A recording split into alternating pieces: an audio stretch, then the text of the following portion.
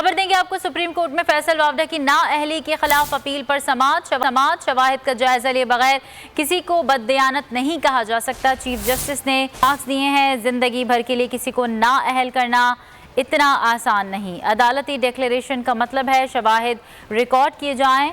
वावडा ने अमरीकी शहरियत कागजात नामजदगी जमा कराने के बाद छोड़ी। क्या ज़बानी बयान पर शहरियत छोड़ी जा सकती है? जस्टिस मंसूर अली शाह ने ये सवाल किया।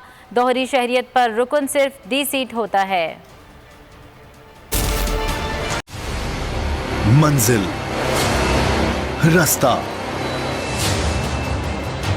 जज्बा, भयानक सच्चाई से हटाए पर्दे और तोड़ डाली झूठ की बेड़ियां।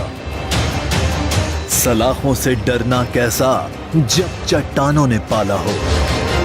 इमरान खान बोल के साथ जुम्मे से इतवार रात 10 बजे सिर्फ बोल न्यूज पर।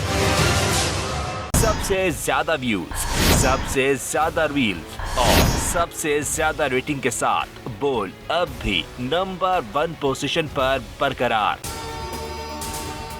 अगर आपको ये वीडियो पसंद आए तो लाइक पर क्लिक कीजिए, सब्सक्राइब करें और बेल दबाएं ताकि कोई खबर रह न जाए।